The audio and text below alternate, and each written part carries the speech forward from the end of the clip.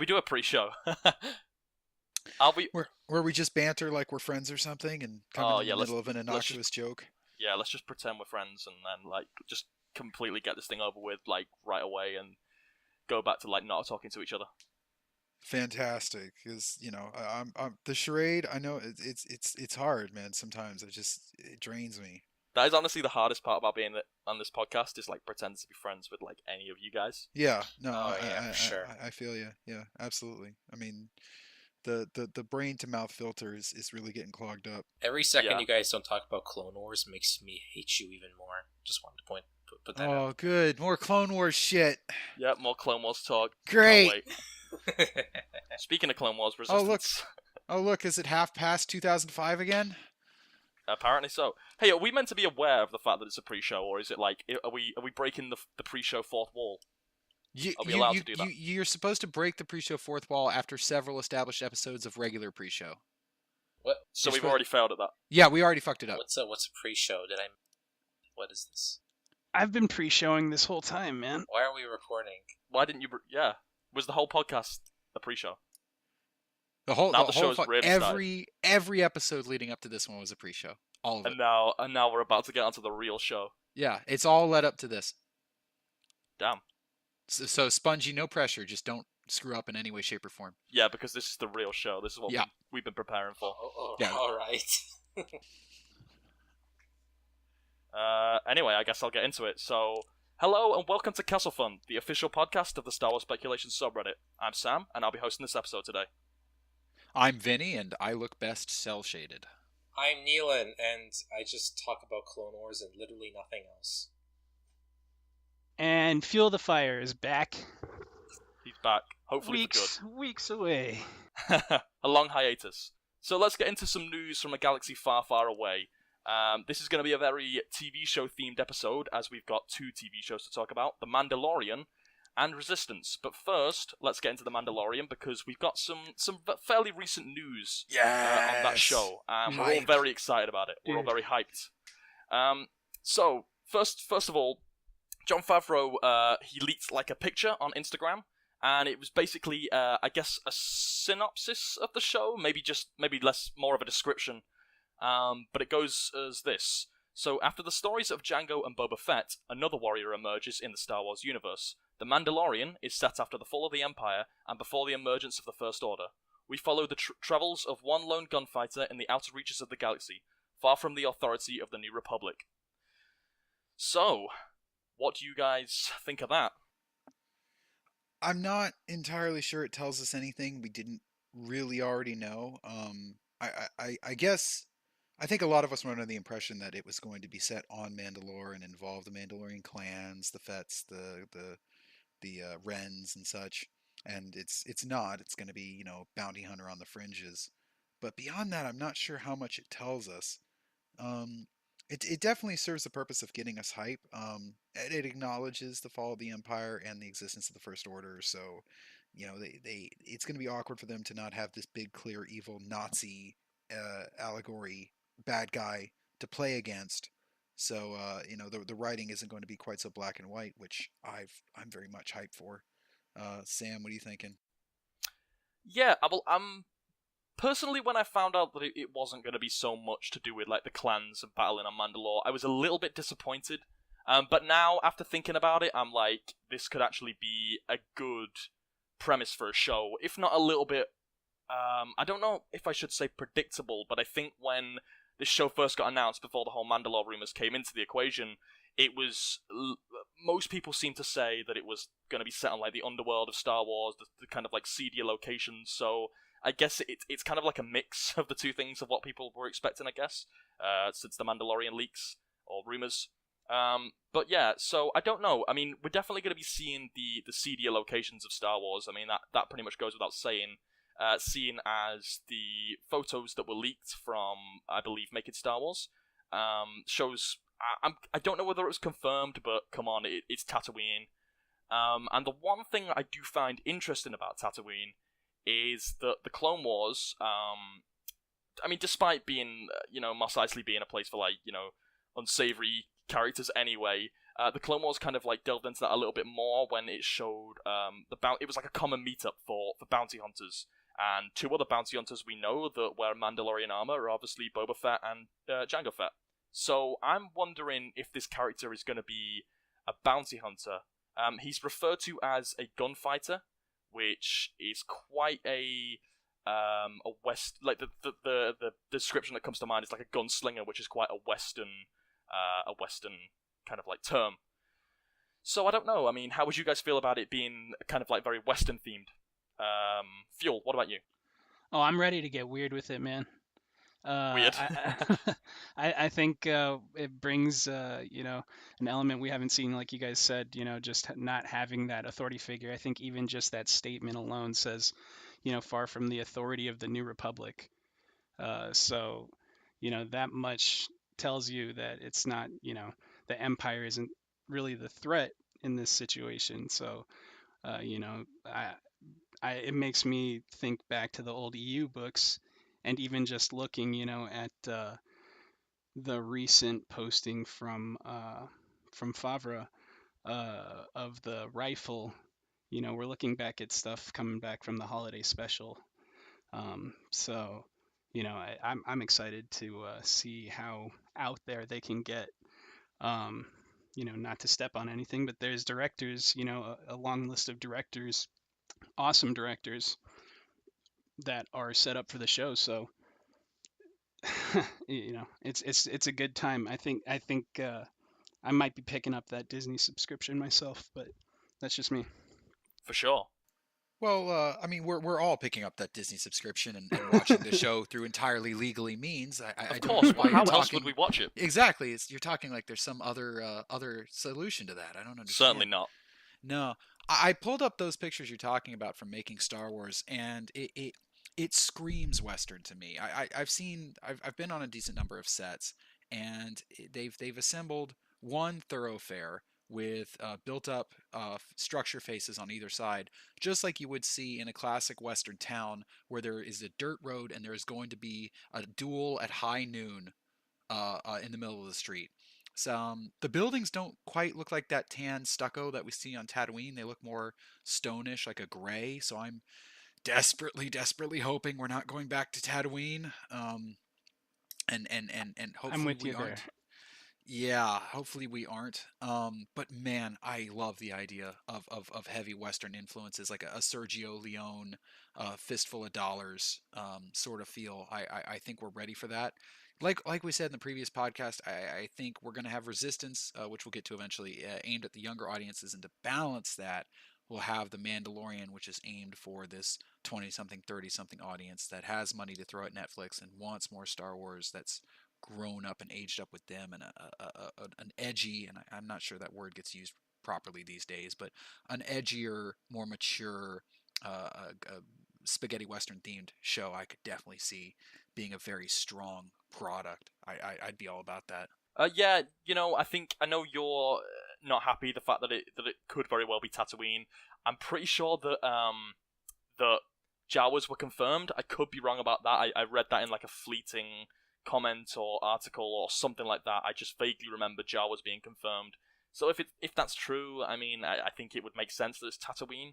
I personally, I'm always in favor of seeing new planets over like returning planets more times than not. But I mean, I guess Tatooine of all places. I mean, whatever. It'll be cool. I guess it's where the films started. The film started on Tatooine, so makes sense for the TV show to start there as well. I guess. Nealon, what do you think about all the Mandalorian information? Well, personally,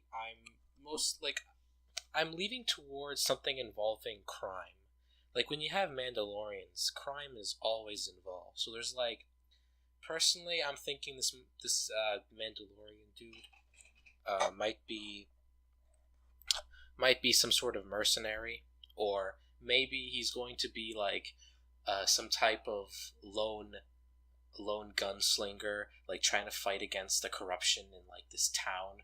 Overall, I'm expecting something like a much more smaller, smaller scaled sort of show, because I've noticed Jon Favreau tends to work on smaller scaled stuff. Like if you've seen the movie Chef or The Lion King, so that's kind of what I'm leaning towards. I'm not expecting anything like large scale or huge, bombastic.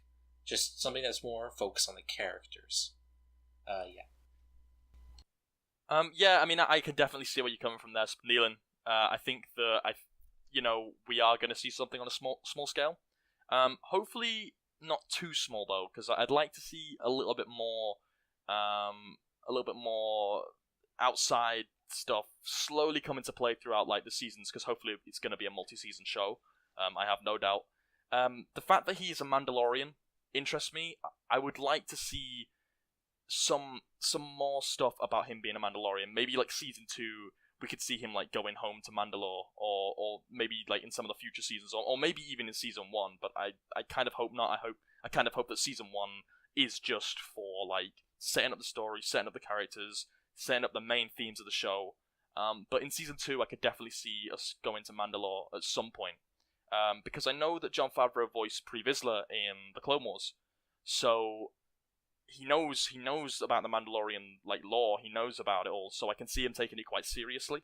I don't think we're just gonna get. It's not just, oh hey, he looks like Boba and Jango Fett, so he's cool. He's like, he's this gunslinger. I think we're gonna get a little bit of information about the Mandalorians. But yeah, Vinny, what about you?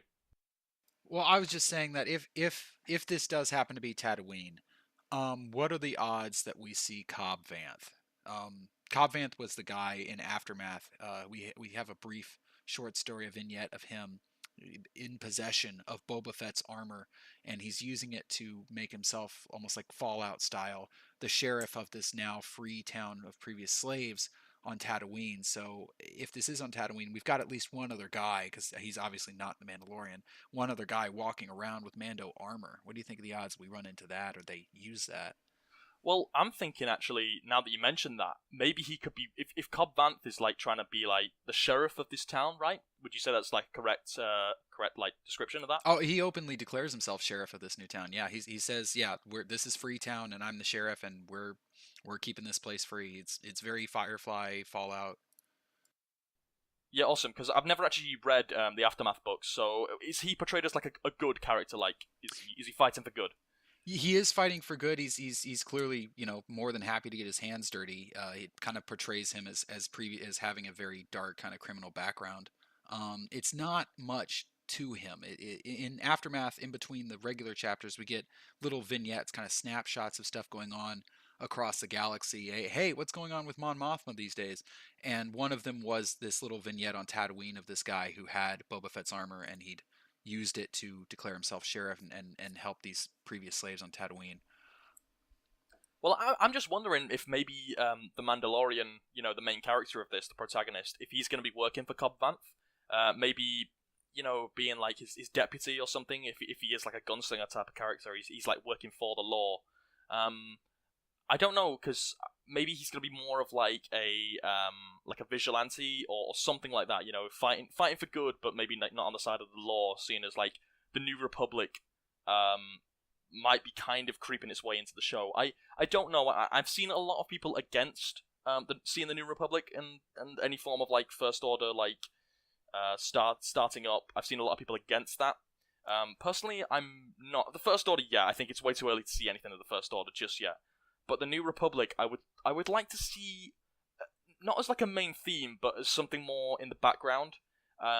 Like seeing the New Republic influence slowly take place across the galaxy, and slowly seeing how it's changing things. I think that would be like really nice world building, because we don't really know all that much about the New Republic. I feel like maybe that's just me, because I haven't really read a lot of books in that time period, but.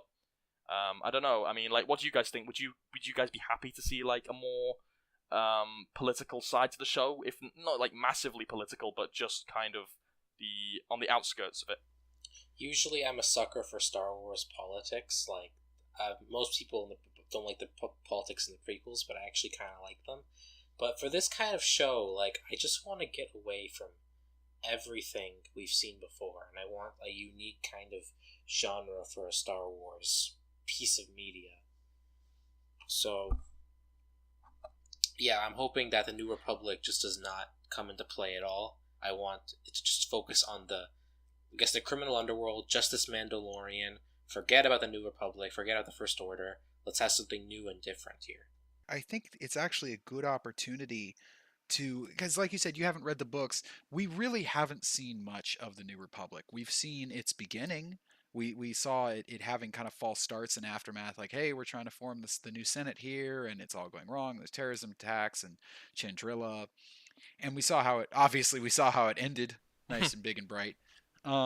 But we haven't really seen what it was in between those two bookends.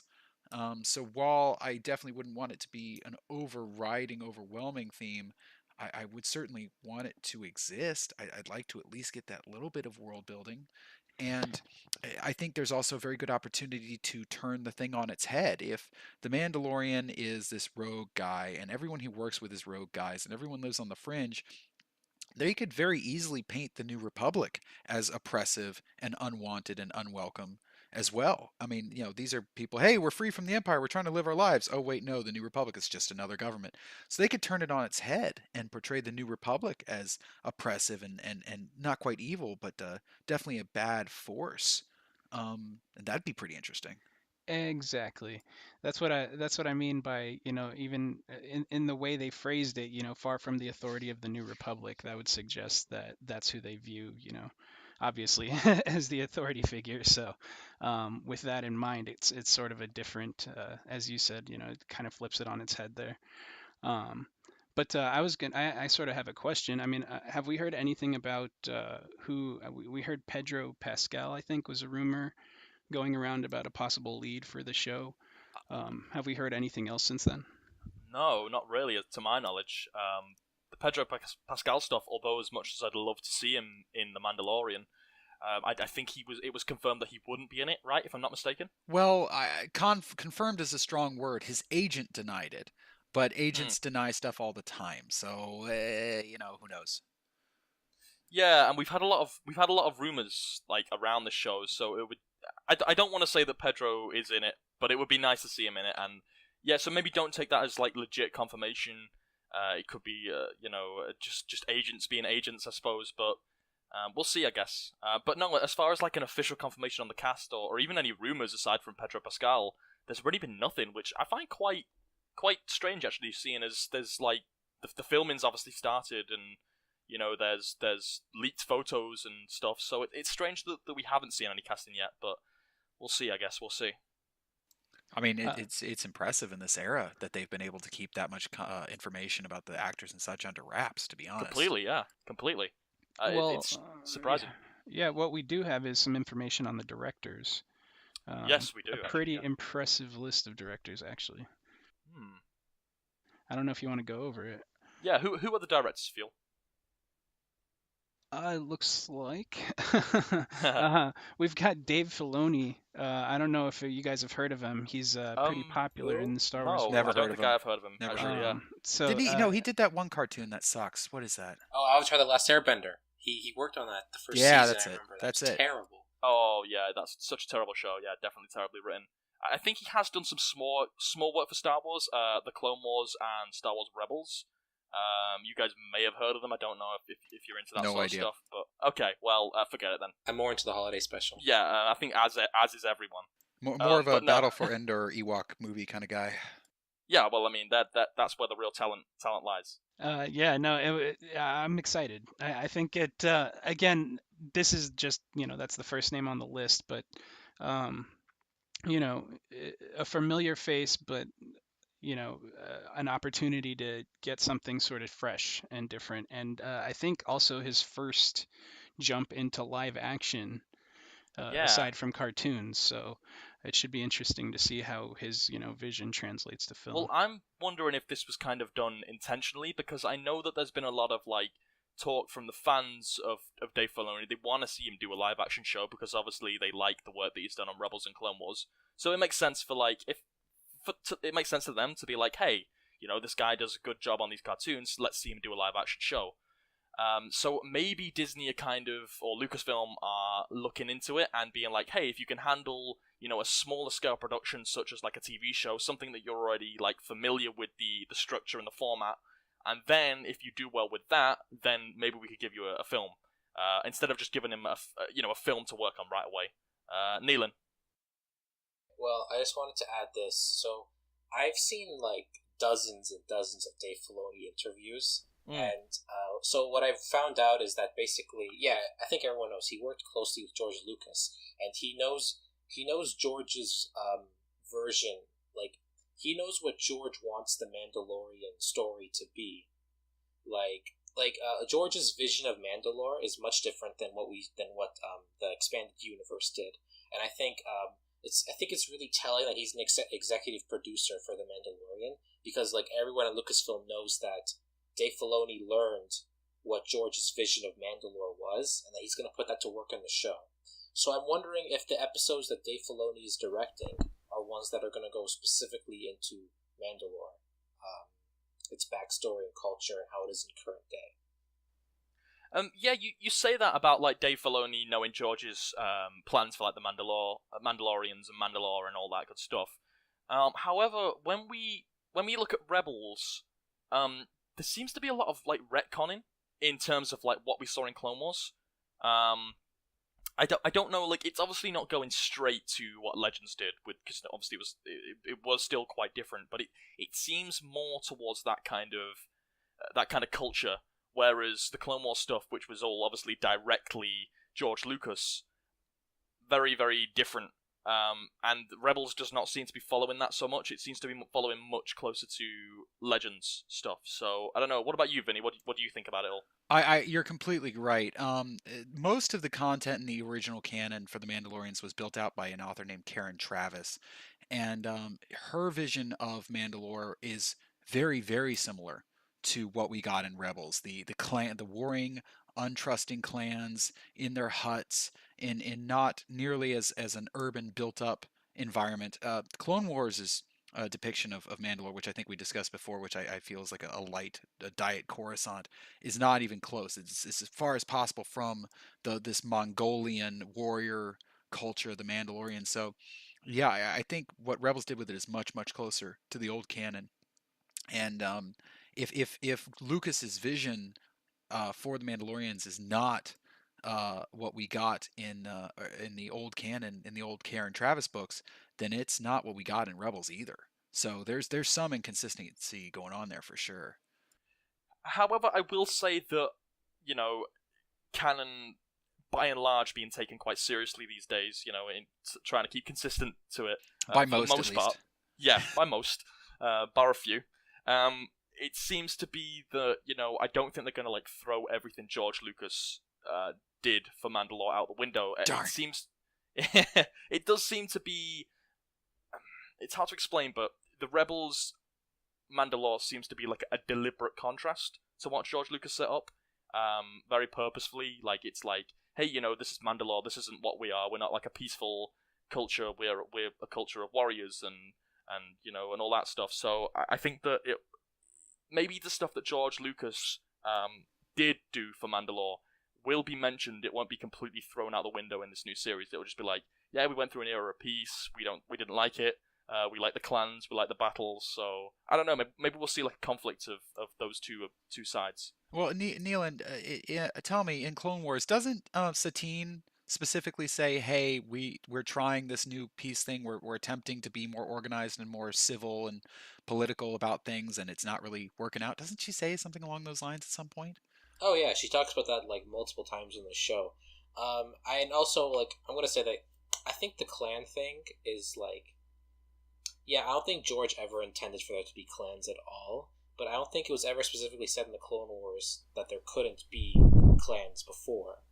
Because I remember people on Mandalore said that like all of the warriors were exiled like long ago, so we can easily just like explain the clans and rebels as just being exiled warriors. So, yeah. Well, I think that makes a lot of sense because they're not actually like on Mandalore, are they? The stuff that's in Rebels isn't actually Mandalore. It is on like distant moons and planets. So Concord Dawn, wasn't it? Yeah, I think so. I don't know if that was like, maybe that's where they were exiled to. So yeah, I guess maybe we could see a difference. Maybe we could see some of those exiled warriors actually returning to Mandalore.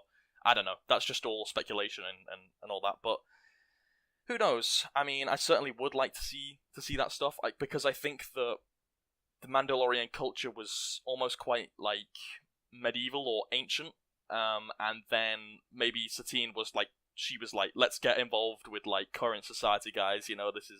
This is getting stupid. Let's try and like move with the times. And then the rest of the Mandalorians were like, no, that's that's not how we do things. That's not how we like to do things. We're our own people. We need to be this way. This is how we do things. So we could see like I would really like I don't think we saw enough of that conflict in Clone Wars. I know we had Death Watch, but Death Watch were like a terrorist group, and it wasn't. It seemed like they were the ones that were saying no, screw this, and the rest of the Mandalorians were completely fine with like what was going on with their world, and they were like, yeah, this is cool, this is fine.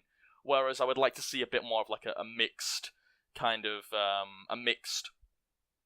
reaction or whatever to that. So we'll see. Hopefully we get that in the show. I think, and also I think they could actually go back and do that in the new Clone Wars episodes, because we're getting the Siege of Mandalore story arc. That's so true. That's like our final opportunity to show that conflict. So I think there's still a chance. Definitely. Just real quick, question for you guys.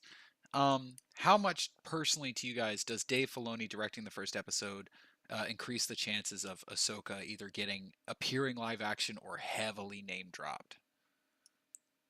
Well, she's already quite tied to Mandalore at the moment anyway. That's Obviously what I'm thinking with season 7 coming out, yeah. Well, it's not even just so much season 7. I mean, that aside, at the end of Rebels, she was seen, flying off with Sabine, who is obviously quite a important figure on Mandalore now.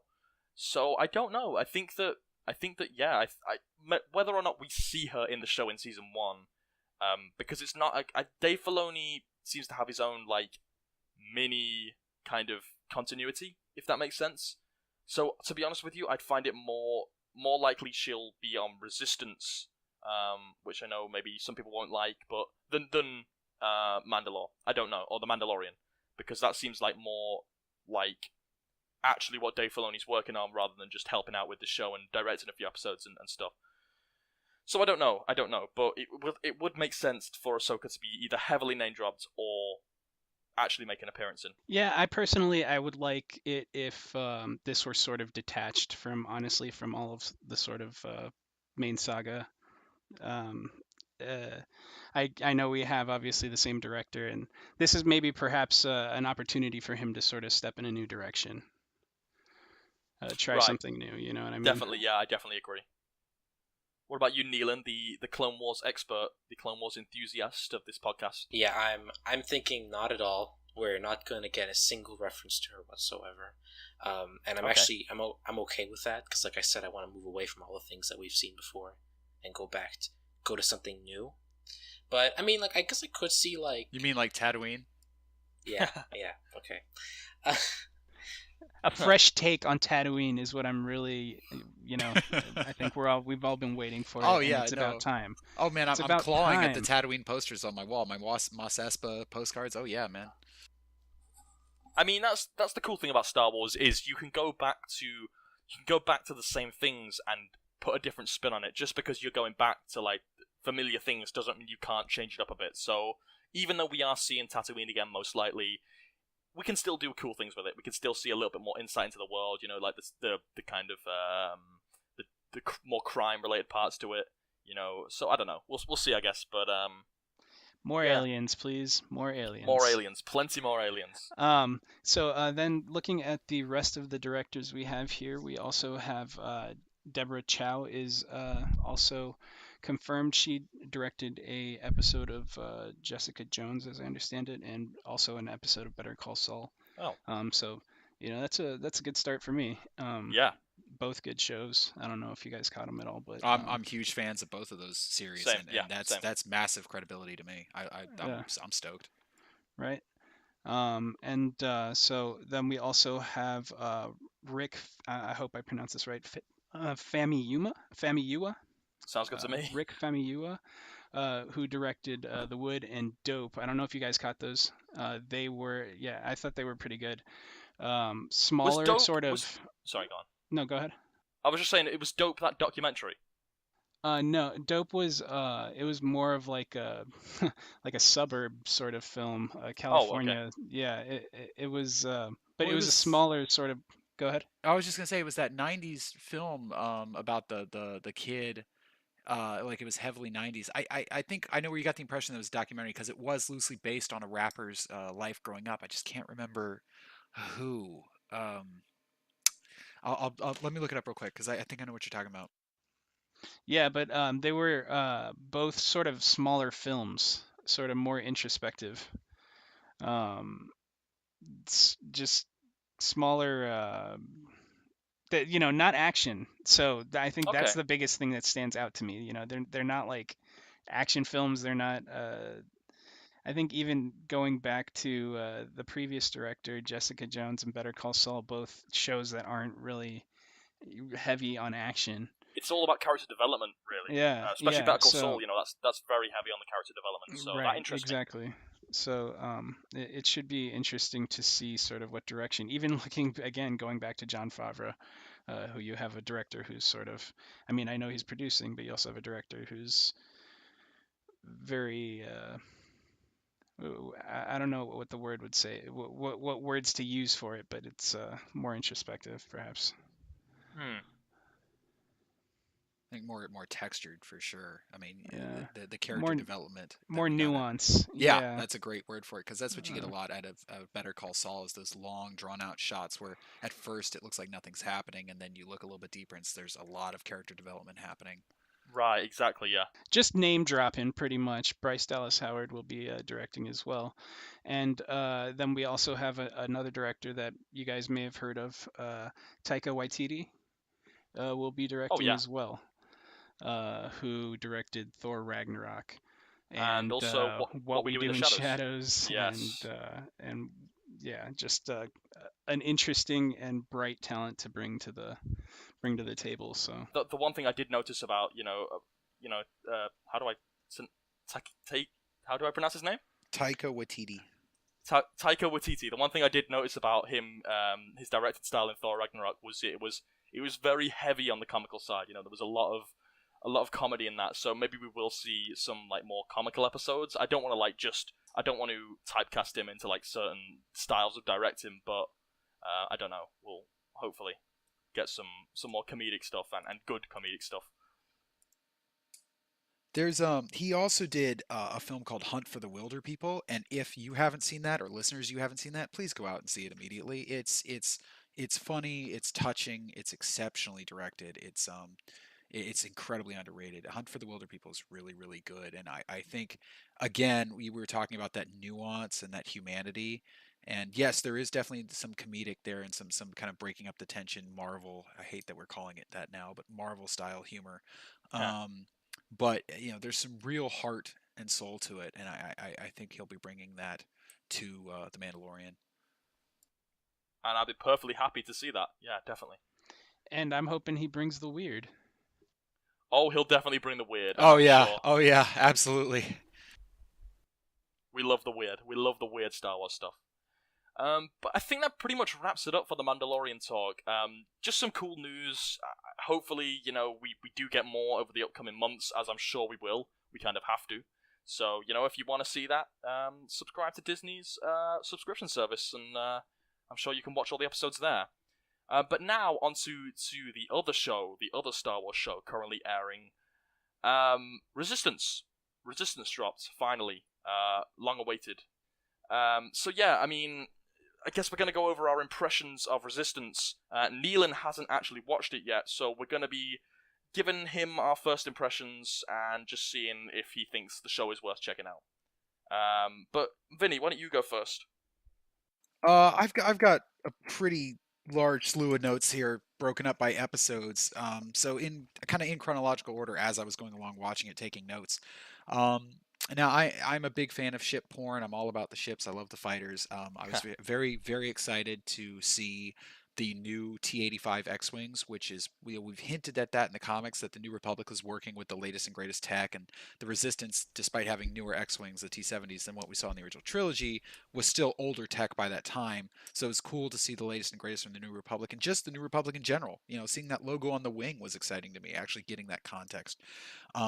So they sucked me in, with that first shot of them getting chased by this Red Baron type character from the First Order, who also has a new ship, a First Order TIE Interceptor, curved wings, different wings. So finally, I've been whining for a very long time that the First Order needs new ships. We've just been getting TIE fighters, and TIE fighters with a little bit of red on them. They heard you, man. They heard me. I got on the phone with Kennedy, and I said, "You put this in here, or I'm going to write a sternly written letter." But after that, it's pretty cool. There's a little bit of fan service. We get into the Tantive 4, which is just like, yeah, this was at Scarif, and I'm just like, all right, there's my fan wankery. Got it. Thanks. One thing I did notice, and we talked about this in the past podcast, is we have a brief moment of Leia on a hologram talking to Poe, and Leia doesn't say anything. She just kind of looks knowingly at Poe. They look back, and then the scene cuts away. Now, we do have a confirmed voice actress for Leia. So and she fell into some very hot water recently by tweeting some pretty vicious stuff about what was going on with the Kavanaugh hearings and rape allegations. And I wouldn't be surprised if we were supposed to get some spoken voice lines from Leia there between her and Poe, and they cut them out entirely. That's the vibe I got, that they cut her scenes, probably because of that. I like Colossus, the floating spaceship port. To me, it's almost like a Nar Shaddaa, but instead of built around an economy of bounty hunters, it's built around an economy of pilots. But then immediately I was taken out of it again because they hyped the scene up multiple times in the trailer, throwing the guy off the edge and being like, it's a brutal world, and here, man, you got to keep on your toes. Well, in the show, they go out of their way to make sure that you hear him hit the water. So it's not an on-screen kill. They go out of their way to go, don't worry, guys, he's okay. I don't know about that. Falling into the water from that height, I think that's pretty much concrete. Well, hey, at least he got a really bad belly burn. Exactly. Yeah, vicious, brutal, man. T for teen. But so it kind of took me out of it, and then immediately after that, fairly soon after that, there's a bar fight. But the bar fight, no weapons get drawn, and a bunch of bottles get thrown around, but the bottles are plastic. Like, there's no classic bottle breaking or anything like that. It just ends up looking like a food fight. So right out of the gate, I'm feeling, okay, this is clearly aimed at a much younger audience. This is kind of what we were afraid of. And then there's a lot of physical comedy, just so much physical comedy, arms flailing everywhere, people smacking into posts and tripping and falling, and eyebrows flailing everywhere like it's a DreamWorks production. And to go along with that, the soundtrack. Anytime there was a comedic scene, there's just like wah wah wah wah wah wah. Honestly, it felt like Danny Elfman. Like, it was just so overwhelming. This comedic soundtrack, oh man, chill out, okay? We got it. We get it. We're supposed to be laughing now. Wait, yep, okay, all right. And that pretty much got me through season 2 or episode 2. I mean, and there was more shout outs. I'm sure you saw the Sheathapede shuttle at the start from Rebels, the Phantom 2. And so, hey, shout out to Rebels. More over the top comedy. It really slowed down with episode 2. Episode 1 at least had that hook, but episode 2 it just really slowed down.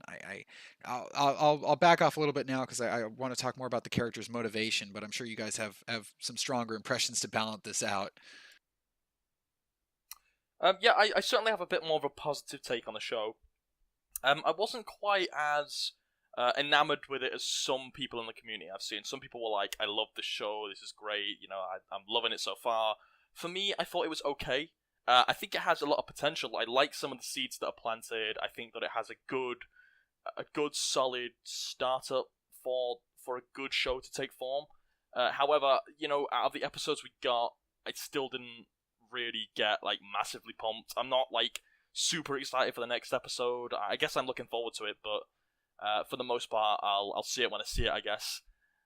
I don't think its introduction was as strong as Rebels. I really liked, I know a lot of people give Rebels some flack, especially the first season, However, I actually really did like the first season of Rebels, despite like a few maybe like weaker episodes here and there. But I think for the most part, I think the first season of Rebels was really strong, and that first episode was just it was just great for me. It from start to finish, I feel like it really set up Ezra as a main character. I really like you could definitely see clearly where his character arc was heading, and it set up like his loneliness at home and all that kind of character development and arc that taking form. Again with like Kanan being like the former Jedi and all that sort of like great stuff that we knew we were going to get in the future. Resistance, I didn't really quite get that. It's Resistance. I felt kind of like threw me into the action very very quickly. Instantly we open up to a space dogfight between Kaz and this First Order Red Interceptor, who I believe his name is Major Ulrich. I can't quite remember his second name. I'll remember that at some point. But so and then Poe comes to save the day, and it's all very action heavy. And then, hey, Kaz, let's go into this.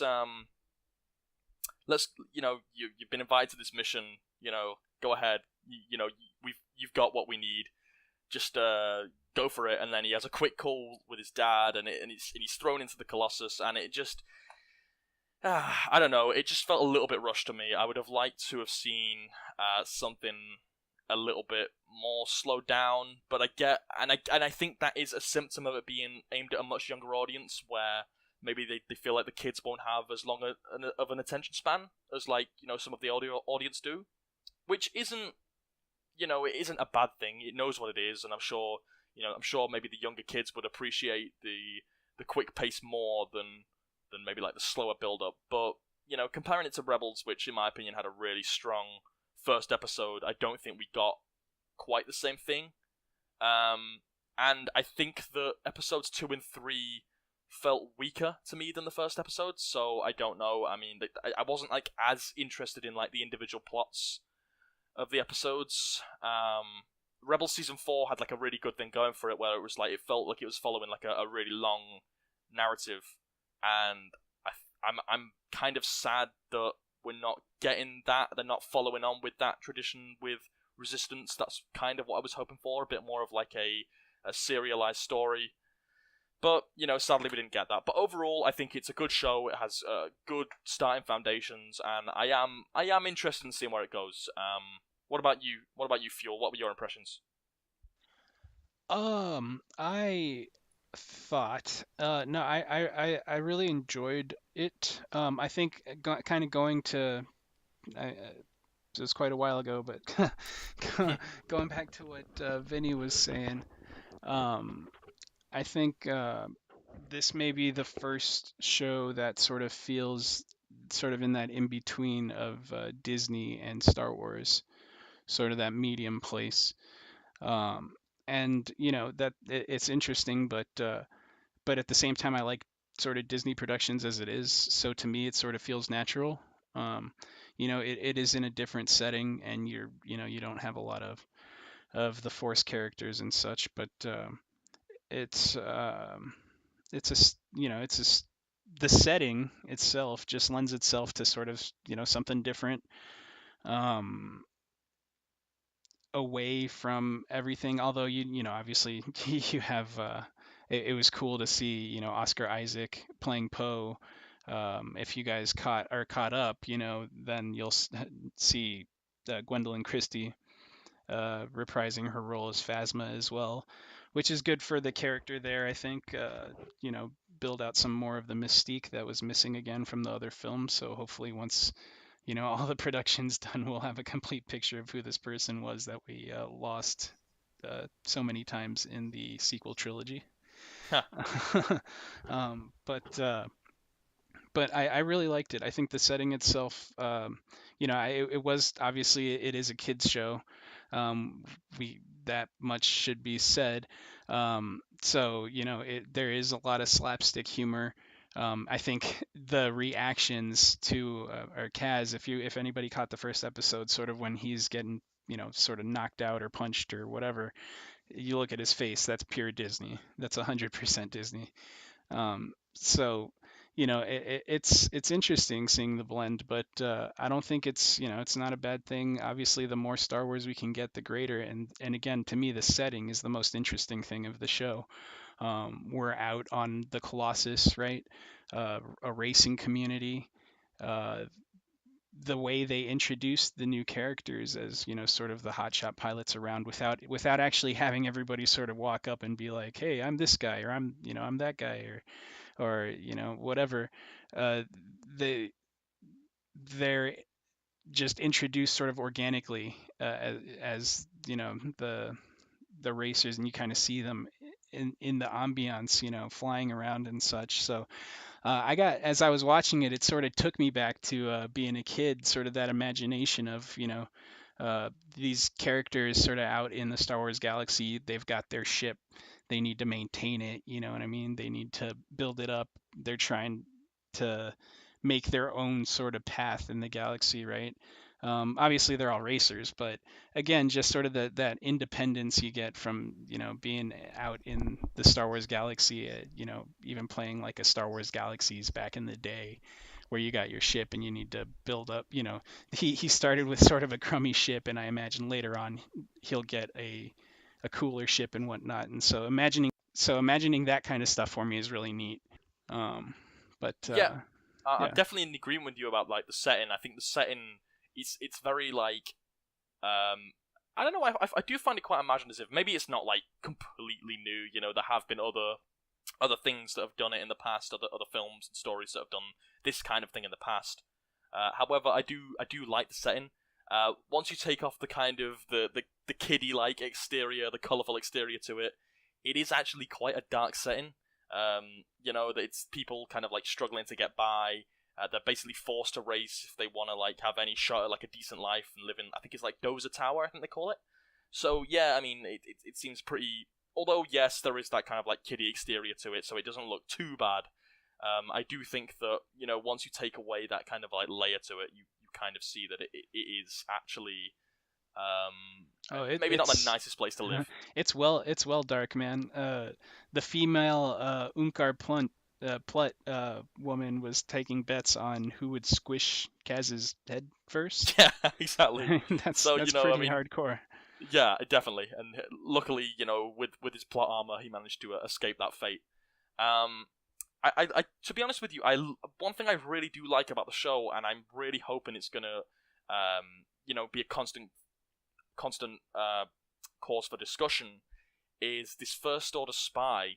That Kaz. I mean, that's the whole point of Kaz's mission, right? To look for this spy. And I'm so hoping. I am hoping with every fiber in my being that they don't make it super obvious and like, obviously because it is a kid show, and I'm really hoping, they don't make it like this guy's like talking all this shade about the New Republic. He's clearly not a nice character, and then they just, say, hey, it's this is the First Order guy, and no one's surprised, and even the kids are like, well, like no shit. So I'm hoping that it's someone that's going to have a lot of emotional impact for Kaz, and I have my own theories on that, but maybe I'll talk about that later. But what about you, Vinny? What do you think of the setting? The Colossus. To be first off, I didn't get that sense of danger and horrible livelihood that you guys did. I know they mentioned it. It's told to us, but one of the number one rules of writing is show, don't tell. Right. It's a visual medium, and other than a few comments, I didn't really get that sense at all. Everyone seemed to be eating. Everyone seemed to have money and walking around. We didn't get shots of any sort of like slums or slum living. We didn't, and there was no sense of danger. It was utterly no sense of danger. Again, the guy falling in the water, the ships constantly catching fire and exploding, and no one being hurt. You know, that scene where he gets shot. I don't know if you remember, but when the pirates start doing those strafing runs on the Colossus, and Kaz starts getting bounced around, it's almost like the shots are made of air. All they do is just bounce him further away with every shot. Like he literally can't be hurt by the lasers and the fire. I get plot armor, but it was just I heard Benny Hill playing in the background while Right, watching that, right. and it ends with him flying out and landing onto the cockpit of this fighter that's going at about 600 miles an hour, about 3.5 miles offshore. And I'm just like, okay, all right, it's a cartoon. That's fine. But I got utterly no sense of danger at all, and no sense of risk. At no point did I feel like the hero was in any sort of threat. Um, Yeah, yeah. but one of the other things is for me is the Colossus. I feel like they screwed themselves with the design a little bit, because when you're telling a visual motion, a story like a race or a dogfight, you have to have reference. You have no sense of speed if you have no reference. It doesn't matter if you're going 8 million miles an hour. If it's on a black background like in space and there's nothing moving behind you, you get no sense of movement. You get no sense of motion or speed. So that's why a dogfight in space is just boring, because they're just moving around. You have no idea of where everyone is relative to each other. That's why, like, say, asteroids or debris or something, it makes it understandable, it makes it relevant, it can give you an idea of where everyone is relative to everyone else, how fast the fighters are moving, what kind of danger they're in.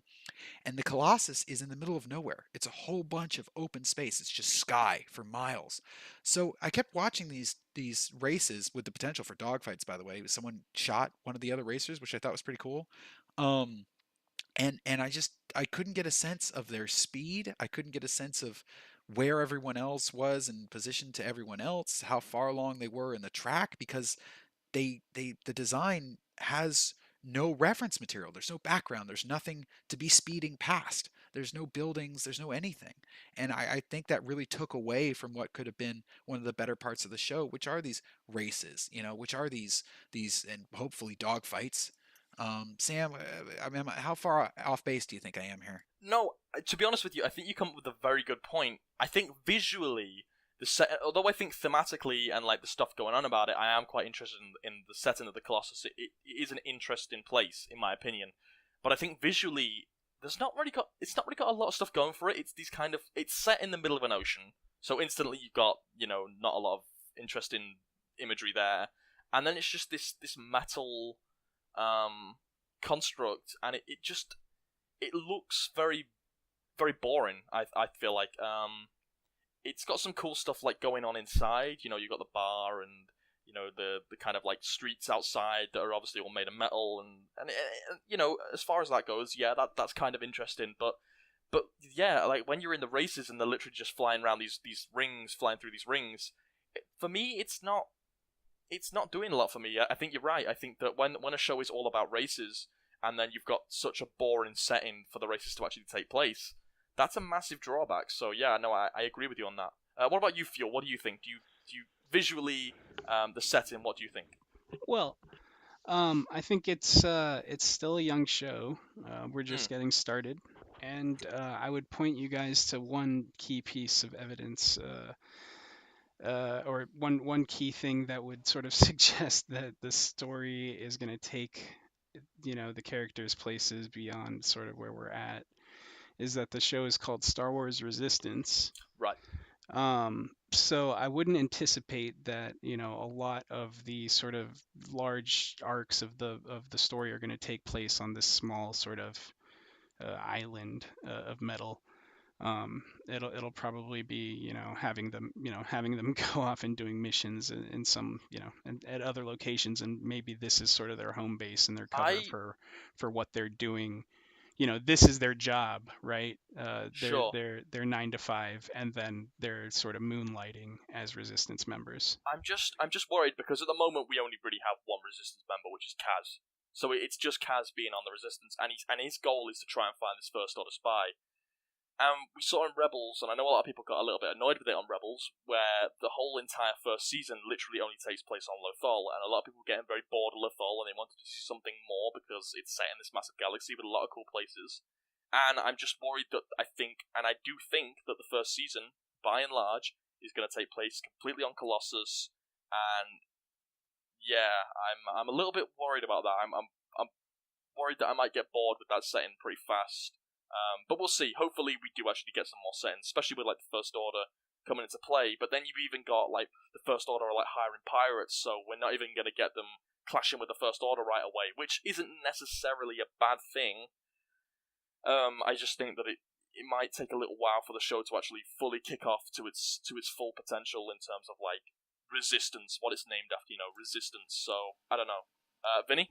No, and that's perfectly reasonable in that both Rebels and Clone Wars also took quite some time to get off the ground. I mean, on when I rewatch Clone Wars, I regularly skip the first, if not first two seasons, just because they're really for me weak in both pacing and storytelling and art. Um, so yeah, I think it's perfectly reasonable to expect this show to get stronger. There's a lot of potential here. Um, but I think it could get a lot better, and I'm expecting it to get a lot better. That's pretty typical of Dave Filoni. That you got to start out. He starts out a little bit slow. He doesn't tend to grab you in the first season or so. He doesn't play all his cards at once. Yeah, that's for sure. Yeah, that's a nicer way to put it. But I think that is that necessary. I know, it's very rare a show's first season is like outstanding and the best one, and generally when that is the case, the following seasons are never that great. But I don't know, like he's done, it's like his third show for Star Wars. Like, it's also you also got to remember he's working on season 7 of Clone Wars at the same time he was working on this, and he was probably working on Mandalorian to some extent too. That's true. So he's got 3 of these projects on his plate. Disney's pushing him to be more. They're probably looking at moving him up in the company, or at least having more influence on the product. So he might have been more hands off on this one. Sure.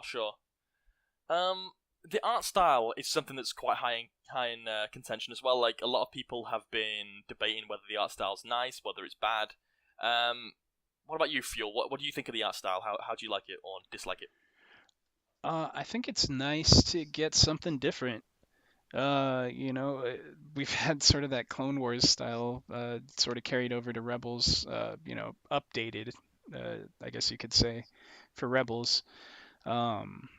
But it's nice to have something that's just sort of different. I know that I guess we're looking at a studio that did have some part in doing the Clone Wars previously, as well as what Transformers Prime and Tron Uprising. But it's I think one thing that stood out was that it looked remarkably better than I think the trailer looked. I don't know if the trailer was using something that wasn't finished yet, or if it was just that because it was cutting so quickly, it was hard to sort of get a grasp of how the scenes would flow. But you get different angles. I think the intro sequence itself has some cockpit shots that are almost film-like in the way that they're, the angles that you're seeing compared to Clone Wars. So it's nice to see something different. I'm all for it.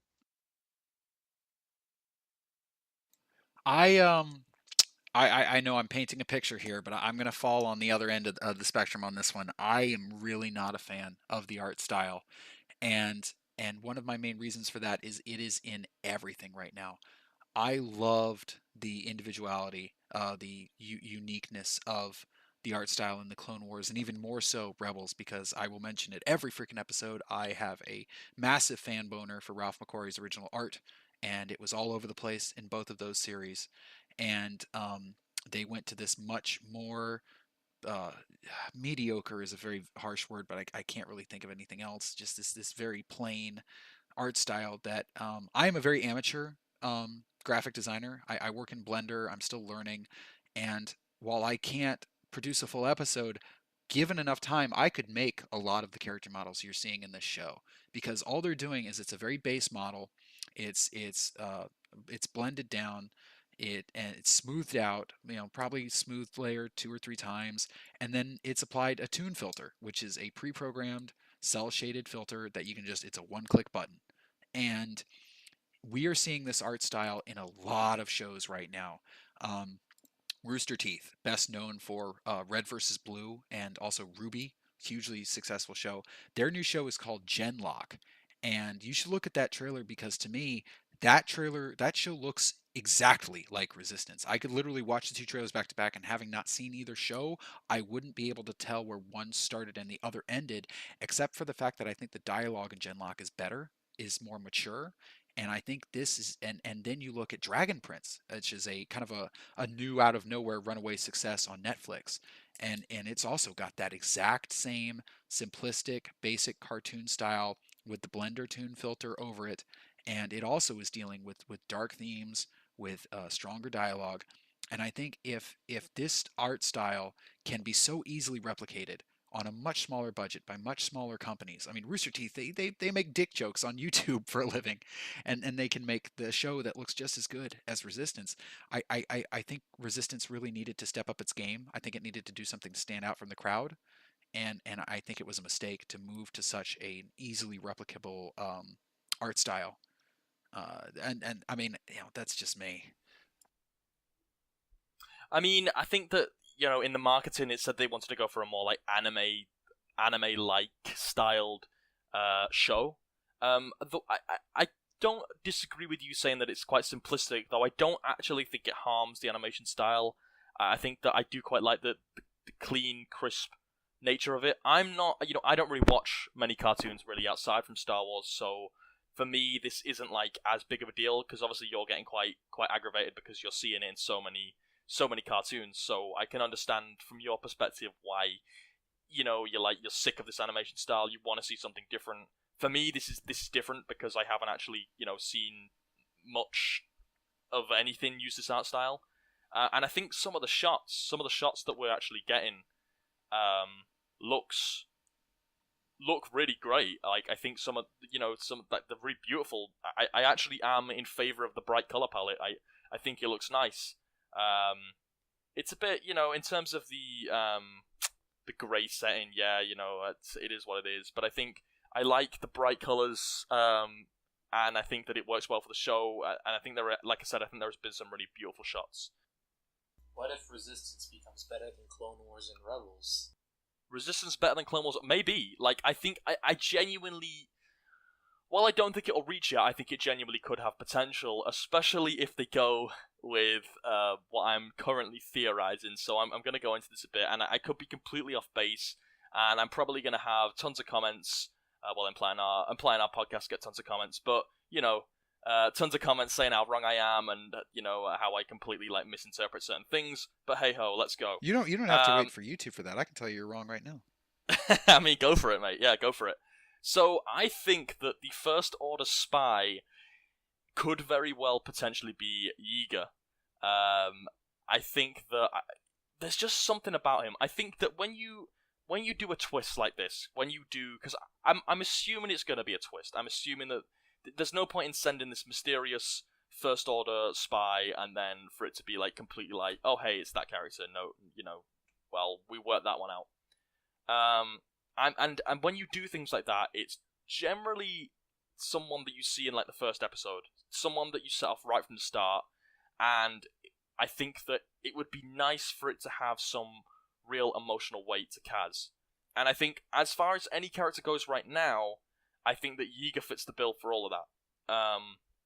He's got a past, a kind of it's not a shady past or anything like that, but there's something going on. He had a family, he doesn't now.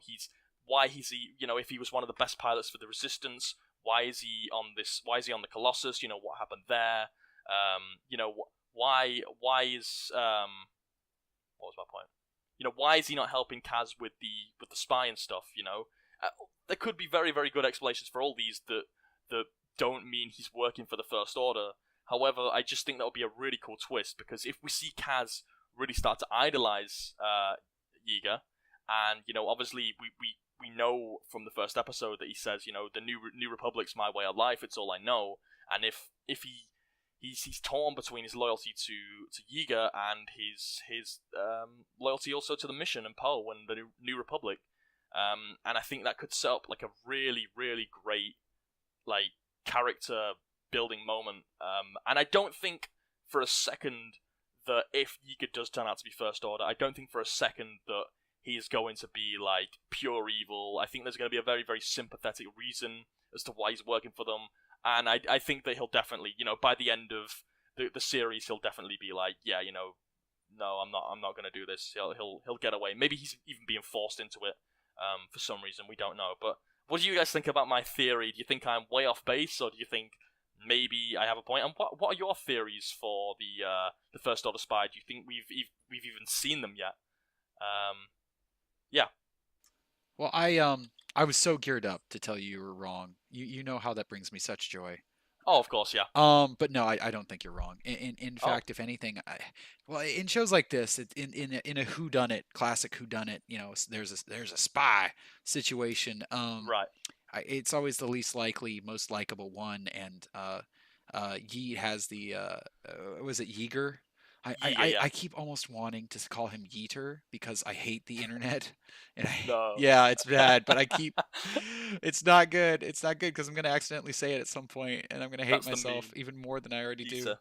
Um, but I think it is Yeager. At least in these situations, it's always the likable, friendly, or at least the one you least suspect, and that seems to be Yeager in every possible way. He's the old friendly uncle, grumpy, lovable, gruff, has a dark history, lost his family, whatever.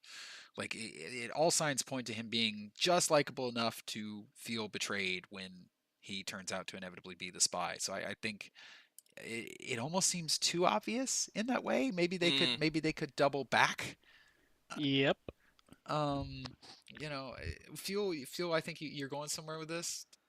Oh no. I think let's get that big theory out of the way so that we can move on to something else. I think I think this may be hopefully right, hoping for nuance, um, that it's not so obvious. But again, kids are kids, so uh, this being a kids show, perhaps it is. I mean, it's not like a fresh batch of kids changes. You know what I mean? Like they start with the having seen the previous stories. This is fresh to them. So if it is that sort of tale of deception or master sort of deceiving you and you having to do the right thing despite that, um, then so be it. That may be the direction they go with it. Yeah, and I think it's only in inverted commas obvious to us because we're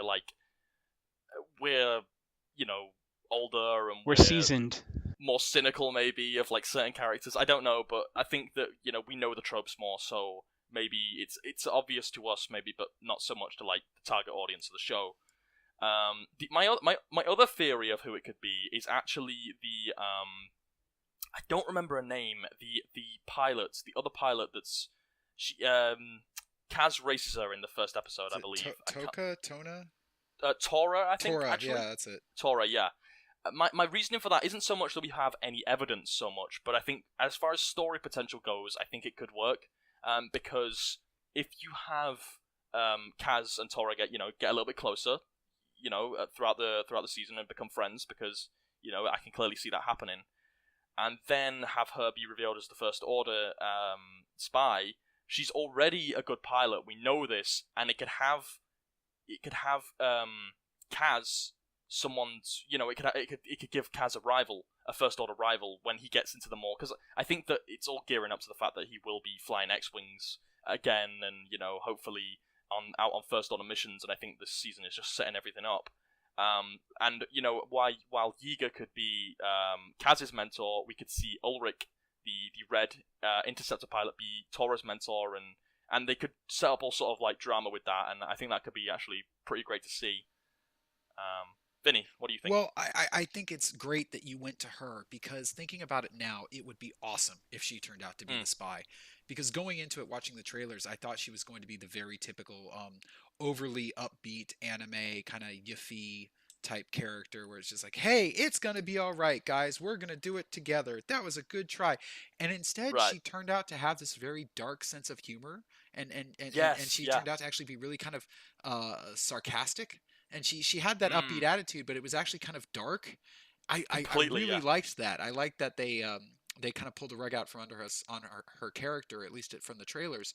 So for her to turn out to also be the spy, especially with these pressures, she's because she's the one whose father owns the whole base, right? Or am I getting that wrong? Right, yeah. Yeah. No, I think you're right, yeah. So that I think that would be great if she turned out to be the First Order spy and turned out to give her a dark edge and training with this Red Baron from the First Order. That'd be awesome.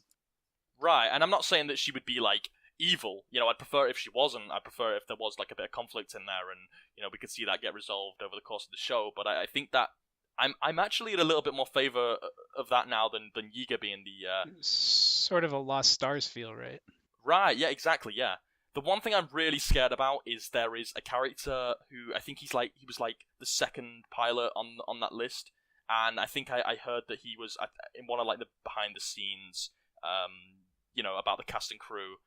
There was something about him being like an ex-Imperial fighter, and he looks obviously quite sinister. Is he the Draco Malfoy wannabe? No, that's the guy that's played by Elijah Wood. No, this is he's like an older guy. He's like he's bald. He's got no hair. And he was like second on the leaderboard of like the pilots. Oh yeah, the guy who looked like the leader of Death Watch. Yeah. Right, yeah. You don't actually see him in person. You just see him on the screen, and he has actually like an ex-Imperial TIE fighter pilot. If he turns out to be the spy, I will smack my head against the desk repeatedly until I can't see anything anymore. Because yeah, I think that would just be like way too obvious. And I get it; it's a kids show, but it still should have like some emotional pull. So here's hoping that's not the case, but we'll see. I think you're right. I think they would have introduced that character in the first episode. I think whoever the spy is, we've already seen them.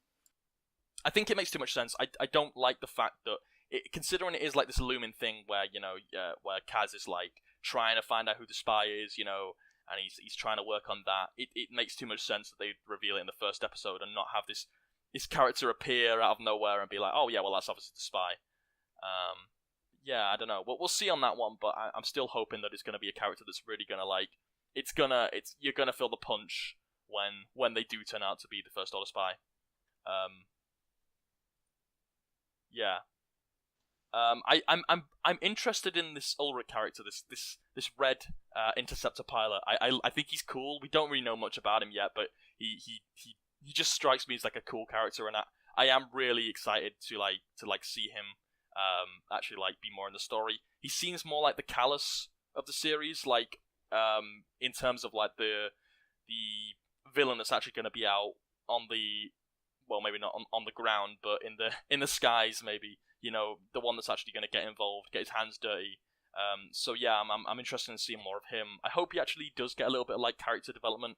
Maybe not to the extent of Callus, because Callus actually did turn good, and I'm not so sure we're going to get Ulrich to turn good. Although I wouldn't be opposed to it, you know. I'm always up for those redemption stories. But we'll see. I don't know. What do you guys think of Ulrich? Are you pretty on the fence about him? Do you not really think we know enough about him to get excited for him just yet? Phil, what do you think? I think it's cool to see a red TIE fighter. Yeah. You know, I think just sort of as an aside, I think it's interesting how in the sort of Imperial world, I guess flying is sort of a skill, right? I mean, it's kind of like driving, as it were, but piloting is sort of a skill. But that in the Imperial military, well, I guess that's the First Order, right? In the First Order, they're allowing them to sort of have their own ships, their own sort of stamp on everything. I know Vader sort of had his stuff going, right? But you look at Phasma, and you look at this guy with his armor, and at Elric and his red TIE fighter as well. And they just sort of they're given leeway. So it's like it's just interesting in that it's sort of more of a feudal leadership in that they're allowed to have that sort of autonomy in their military ranks. Right, I thought it was pretty interesting. It's also been revealed to like have like a gold and black armored stormtrooper as well. That he's not actually appeared in any of the episodes yet, but he has actually been like revealed to be a character in the show. So you're right, it seems to be like the officers, the stormtrooper officers get their, or at least captains get their own kind of like flair, their own kind of like distinct appearance. It's pretty neat. You know, even if their ships are you know the same model or whatever, that they would be, you know, customized or anything like that. And it's interesting because I don't know that existed sort of in the old Imperial Navy. And right. And in this one, they're sort of allowed to have their own it really it reminds me more of like, back in the day, like feudal sort of systems where you had lords of areas where they sort of were given free reign of the area and they had Well, their actually, money. isn't Ulrich? Isn't he described? Isn't he a? I could be completely wrong, but isn't he like a baron? Like, isn't he Baron Ulrich something or other? I could be completely wrong about that, but Yeah, so that would fall in line, you know what I mean? Like, definitely, yeah. and it kind of goes back to the old EU books too, where you had, post sort of Return of the Jedi, you had different Imperial factions where, guys had their, their old Star Destroyers and stuff and Yeah, sort of sure. decked out and made for luxury or whatever, but they still Mm, had their little squadrons and all that stuff. It's just really interesting sort of deep lore stuff. But sure, definitely. Vinny, what are you feeling? I think you're absolutely right. And what I was going to bring up, and it's really funny, this one word seems to keep coming up in the old expanded universe for the original canon. Baron Fell was considered the Red Baron. He was considered the most ruthless and lethal of the Imperial pilots, and Ah, he was leader of a personal elite fighter squadron called the 181st Fighter Wing, and they had bright red long blood stripes on their TIE interceptors. Yeah, interesting. is this starting to sound a little familiar? Definitely. Yeah, it's definitely giving that vibe to me. So yeah, and like you said in the old canon, there was a lot more ship customization that went on. When Rogue Squadron left the New Republic, so they could secretly go take back Coruscant, they each pilot got to customize their own X-wing and go crazy on it. So yeah, they went bonkers on the custom paint jobs in the old EU, which I loved personally. Mm, But yeah, I think you're right about the Baron title. I think that he's drawing a lot of influence from Baron Fell, from the old canon, right down to the red custom interceptor. So I think there's a lot of influence there for sure. definitely. Yeah, and I think it takes me back to just sort of that, childhood imagination where, again, going back to just sort of the mundaneness of the racing area even, they may be spaceships or race ships. I don't know if there's a distinction sort of for what they're piloting right now. Um, but the customization side of stuff in the Star Wars universe, um, I will mention it any chance I get, but Star Wars Galaxies, the old game, just the level of detail, Yes. you upgrade your lasers, you upgrade your missiles, your shields, your hyperdrive, everything. So just that sort of imagination that it brings to the table, I love it. I love it. That's what when I refer to the setting of the show, that's kind of what I mean. Yeah, I absolutely hear you. It's kind of funny. You're absolutely right. At first, I was looking at it and I was just like, oh, these are like uglies, but less creative. And now I look at it more and I see these more personal touches. Like one of the ships I know has the Naboo crest on it, and each ship has a little bit of personality to it and touches. So they're not just uglies; they're personal built. They are Mm. unique and they have the spirit of the pilot in them. And yeah, they kind of won me over a little bit. Almost like pod racing, actually. Yeah, Like, yeah, absolutely. There's a lot of similarities to Pod Racer, and I was going to bring this up earlier. I oh, know a lot of people talk about the original Episode One racer game for N64, which everyone played. It was great. There was a sequel called Racer Revenge for PS2 that was yes, I played that. Yeah, incredibly Yes, sir. underrated, really fun. it was great. Oh yeah, and the settings for that were fantastic. Like there was one where you're like flying through the lava under the planet of Sullust, Yeah, and then there's yeah. one where you're in 0G underwater in Mon Cal, I think it was. And I'd love for this racing setting to have those crazy settings in like we saw in the pod racing games. That'd be awesome. Mm. Yeah, if they like had a season or something, you know what I mean, like a racing circuit, as it were. Yes, yes. um, if they, if that were part of it, because I don't know what direction they're going. Being Star Wars Resistance, does he start gathering pilots there where he's at that sort of join his cause, or are some of them already secret Resistance members, and you know what I mean? All of that is sort of left out in the open, obviously at this point. But Yeah, maybe his art. Because one thing I do actually like about it so far is he's not. I was really expecting him to like first episode. He'll like prove himself as like an ace pilot, and he'll instantly become one of them. I'm glad they've not gone that route. I'm glad they've given him like a little bit of like more of like a mechanic role for now. But then obviously he's a skill pilot. He's he's going to get his chance to fly in a ship and prove himself worthy as a great pilot. But yeah, no, I could totally see that, like him, maybe even like his arc over the course of the show being like becoming this this leader of like his own squadron. You know, with the pilots from the Colossus, he can actually manage his own squadron and take the fight to the First Order, and that could be the Resistance.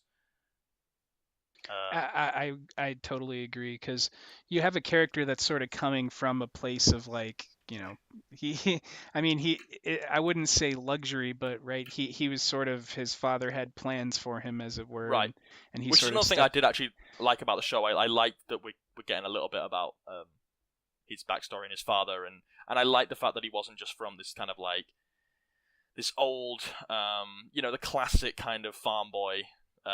Yeah, or really bad circumstances, like, right, exactly, just yeah, doesn't know where he comes from and all of that. He's from a quite privileged right, background. right. He's coming from a place where he had other options, and so for his character to sort of take this, at first he may have just sort of joined Poe's cause just for the sort of the allure.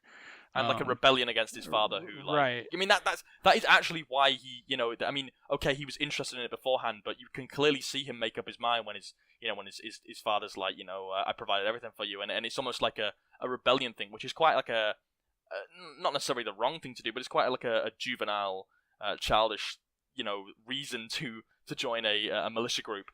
So I'm hoping that we actually see him start to take it like more seriously as the season like progresses, and be like, no, this is actually for a cause. I want to fight for this, and so on and so forth.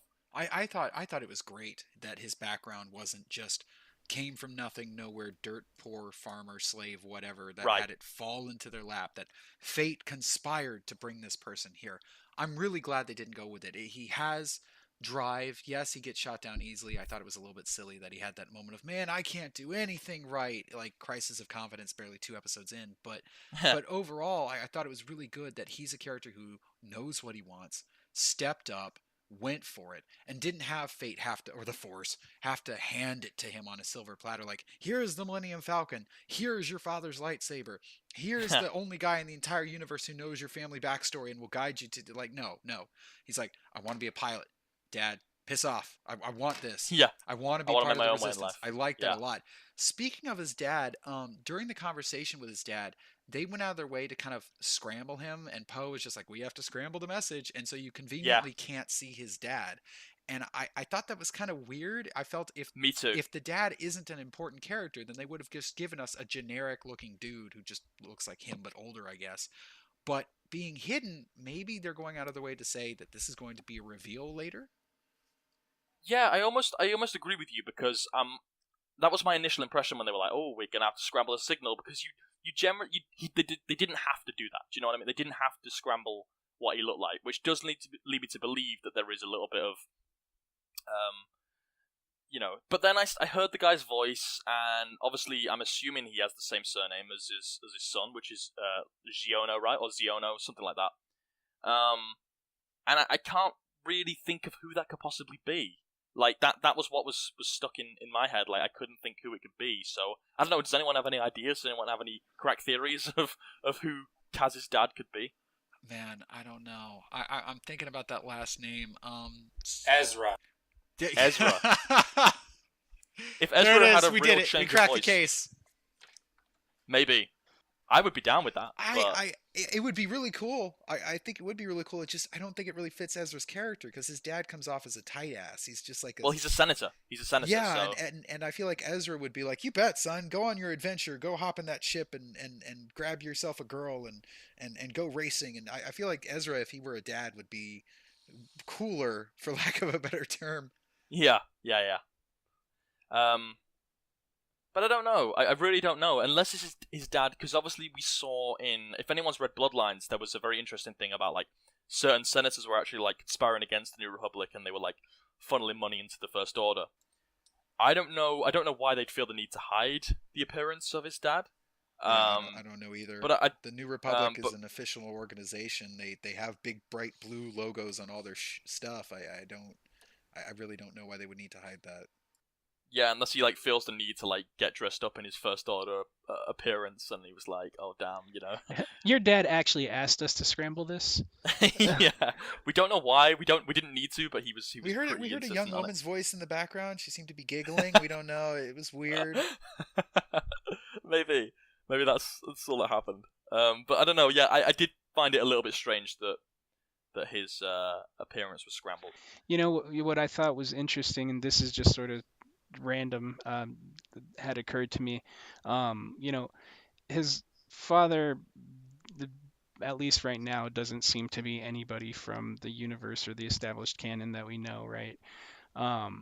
So hopefully it's not anything like Force related or anything like No, that. You know please what I mean? no. Please no. But Yeah. going back to the show, I thought what was interesting, you know, this guy, I think there's some references, like I don't know where I read it, that said, you know, they may or may not have the Force, right?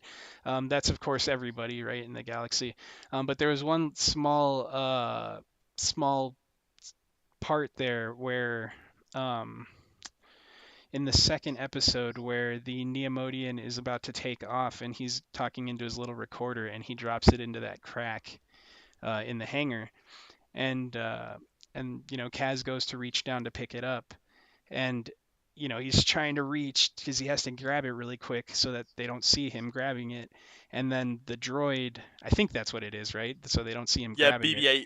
Yeah, that's it. Yeah. And so BB-8, I think it's BB-8, yeah, right, reaches down and grabs it for him, and that's sort of that spot where, you know, traditionally perhaps a Force character might I just was sort of, so expecting him to like you know, use the Force and like yeah, whoosh. force it to himself, but you Yeah. had the droid sort of jumping in and doing it for him. So Right, hopefully, exactly. you know, he doesn't have Force powers later on.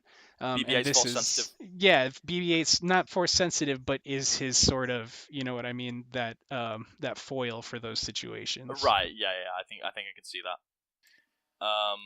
Does anyone else, before we move on, because we're running a little bit like over here.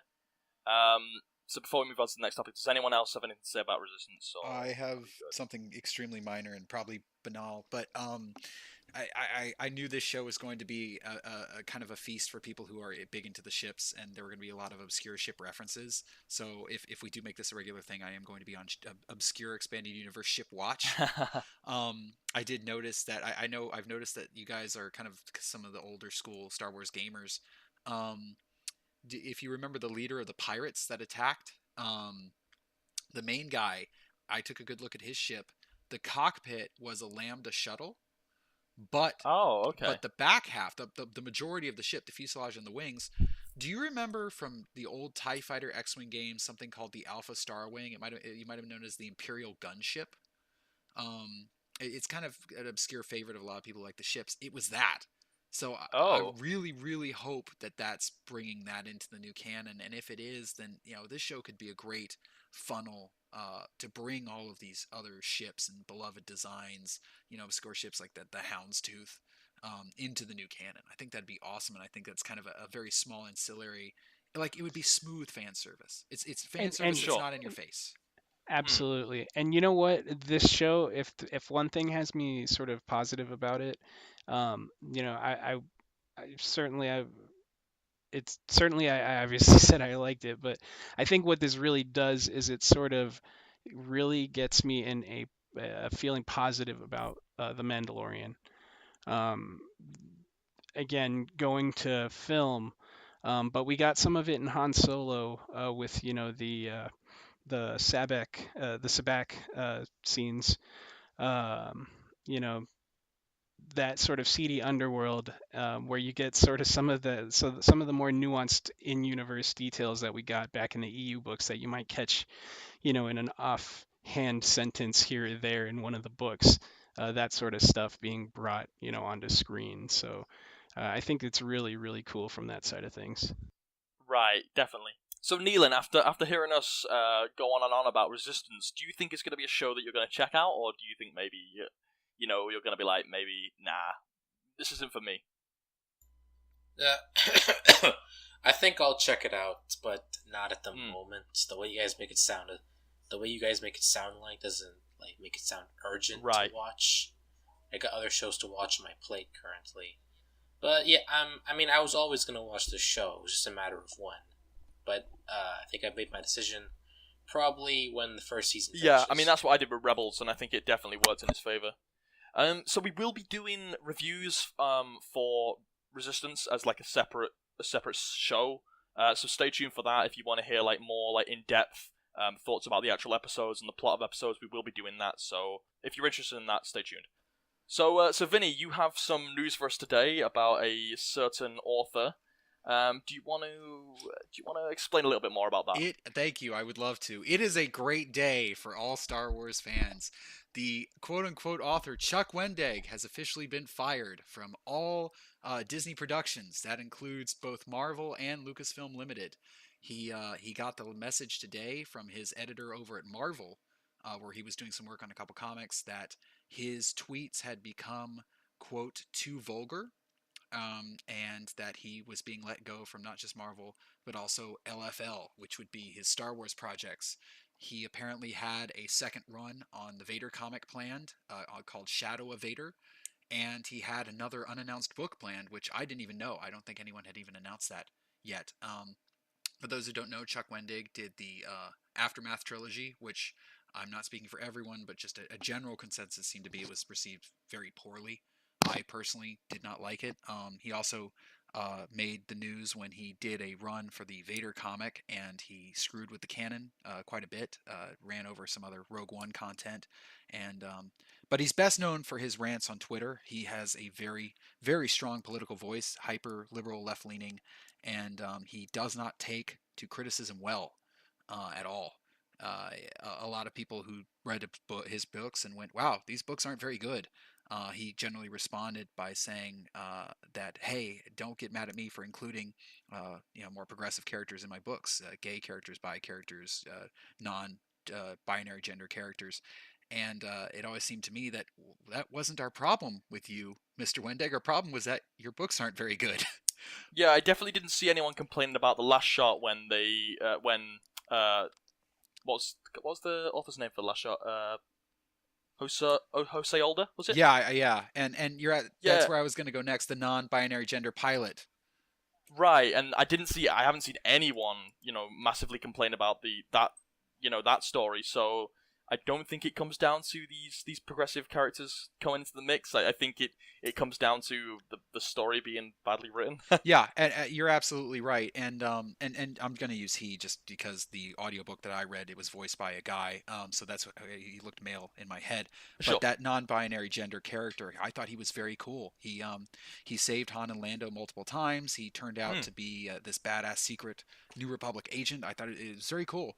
And it was never my problem. And so Chuck Wendig then, when he was fired from Lucasfilm, he went to the Twitterverse and said, "This is a victory for the bullies. This is a victory for the bad guys everywhere," and just went on and on. And as we like to say in sports, he didn't just take the L, you know. Right. But I think this is a very good step for the fandom at large, because I think he was very toxic. I just for context, I am openly bi. I have been for quite some time, and I really didn't like what he would do. I thought he was using his usage of gay, bi, and queer characters as a defense, almost as a weapon. He had weaponized it to defend otherwise not great writing, and I kind of was offended by that. Right. That's what always come across to me. Like he was like, he couldn't admit that his own stories maybe weren't being well received, so it had to be for some other reasons than what Yeah. People were actually complaining for, which was the quality of the story. And don't get me wrong, there is definitely a right, maybe right wing is the wrong term, but an anti-progressive, anti-SJW feeling among Star Wars fans. You're seeing it a lot in Star Wars. They attacked Kelly Marie Tran, they attacked Daisy Ridley. Both actresses had to go completely dark on social media because of it. Right. That they talk a lot about, they upset about Holdo's character from The Last Jedi and The Last Jedi in general. So I'm not saying that element isn't there, but that's not what happened here. I think this is the case Right. of a bad author getting called out and taking criticism exceptionally poorly. And I think the Star Wars verse is better off without him. Yeah, I mean, I can't say like I can't say I'm like, I never like to see anyone out of a job unless they've done something truly truly like nasty, and maybe you could debate that he did. I don't think it was like, it's not what I quite call as like me being, hey, I'm really glad this guy isn't in a job. But as far as like, did he maybe deserve to be fired? I think yes. You've got to be very, very. I mean, we are living in a day and age where you have got to be very careful what you put on social media, and if he's basically calling out the fans and the consumers of Star Wars products and not unable to take criticism constructively, then it's a dangerous thing, and I can see why it led to his firing. As much as it's sad to see him out of a job, and I at the end of the day, I do wish him well. Probably deserved to be let go. Absolutely. What about you, Fuel? What's your thoughts on it? Honestly, I don't know enough about the situation to comment. I know that I did read, the first Aftermath book, and I didn't get all the way through it. I got about 3/4 of the way. It was tough to read, and I'm not usually one to criticize that sort of thing. I'll be like, I'll give it poetic license, right? Right, Be like, right. yeah, this was intended, and but it just didn't capture my attention enough to finish all the way through. But that aside, I don't know enough of the situation, honestly, to sort of comment. I didn't see, or I wasn't in tune to the negative comments that he got online, or that he had, returned in favor. So I'm not sure enough to comment, to be honest. Sure. And Nealon, what about you? Do you have any thoughts on this matter? I never read any of the Aftermath books, but I've read a lot of Chuck's tweets, and oh my god, like, Jesus Christ, he makes the Last Jedi Defenders look bad. Like, he's just it's just annoying to see people act like this. I mean, this guy's a grown adult. I mean, I expect more. He's kind of a jerk. He's an asshole. Let's be real here. So, I'm not really sympathetic for him for getting fired. I mean, I think maybe he should have been. I don't know. Maybe he should have been warned. Like, I don't know if he was ever given a warning by the higher ups. We don't know if he wasn't. To be fair, yeah. Like, I hope, like, if he was, then like I have no sympathy for him getting fired. Yeah. But if he wasn't, then I'm like, okay, not a warning would have helped, because I think I think Chuck could have gotten a second chance, basically, if he was warned. But that's all I can say about the subject. If we're going, and you're right, we don't know what the background talks were. We don't know who said what leading up to this. I mean, he has a very long history of these, political, very aggressive posts, and I myself am left leaning, so I'm not attacking this guy at all. If anything, I would under normal circumstances probably agree with his political affiliations, but he just went about it just a completely wrong way for a very long time. And just to give you some context, no spin, no opinions. This is just what happened. Marvel said, "We're firing you because your tweets are vulgar." Those were the exact words. Your tweets are too vulgar. And I'm going to quote to you one of his tweets. This is an actual tweet that was posted by author Chuck Wendig. I'm working very blue here, so put the kids to bed, cover your ears. His tweet was, "Winter is coming, you callous fucknecks, you prolapsed assholes, you grotesque monsters, you racists and rapists and wretched abusers, you vengeful petty horrors." That's just one of a slew of examples. I mean, a lot of his tweets read like that. And regardless of your political affiliation, regardless of where on the spectrum you fall, when you've got a product like Marvel, when you've got a product like Star Wars that's aimed at 5-year-olds, 8-year-olds, little girls, little boys. Two of the biggest franchises in the yeah, world. absolutely. Like, let's be honest. Absolutely. And they're aimed at kids, for the most part, if Yeah. not entirely. Yeah. And they're going to go like, "Hey, I really like this book from this guy. I'm going to see what he has to say." And he goes on the internet and reads that. Right. Like, which, I mean, in fairness, and I'm not, it's certainly the way he goes about it. I'm not in agreement with that. But there have been other Star Wars authors, and I think Pablo Hidalgo is one of them. He's very political on Twitter, I think. So he's not the only one that gets a little bit political on Twitter, and I don't think that censoring certain people's just because they belong to a certain company and franchise, completely censoring their political thoughts and beliefs and stuff like that. But there is a way to go about it, and Chuck Wendig clearly wasn't going away about it the right way. No, I don't think so. Yeah, so, at the end of the day, I think that it was coming. It was probably coming for a long time. We don't know. I hope he was warned. I hope he, at least got that, if you do this again, there's going to be problems. And if he didn't listen to that, then what can you really say about the matter? I mean, there's not much else to be said. But, yeah. Well, we won't get an Aftermath sequel. Well, we wouldn't get, but we'll get no more books in the same writing style as Aftermath. So, I mean, maybe some fans will be happy about that. if nothing else. Let me go get my tiny violin. Yeah, completely. But I think that wraps up the show. If you have any thoughts on any of the topics we discussed, be it the Mandalorian, be it Resistance, be it Chuck Wendig's firing, if you have any thoughts about that, please comment them in the comment section or the Reddit post. And if you have any questions for us to answer on next week's episode, please do the same. Please post them in the comment section. Please post them on the Reddit. We will answer them, and you'll get a little bit of credit as well for that. So, Fuel, do you want to go ahead and close out and give the audience our coordinates? I will give it a shot. If you liked what you heard, hop a lift down to level 1313, the seedy underbelly of the internet known as Reddit. You can find us on r/Star Wars Speculation. Be sure to check us out on YouTube as Kessel Fun Podcast, where you can subscribe to us and click the little bell to be first to know when the new episodes are up. And, if you enjoyed the episode, feel free to give us a like, or you will give us a like. We're also available on SoundCloud, Pocket Cast, and iTunes as Kessel Fun Podcast. If you have questions for us or topics you'd like for us to hear about or cover on the show, hit us up on Twitter at Kessel Fun. See you around, kid.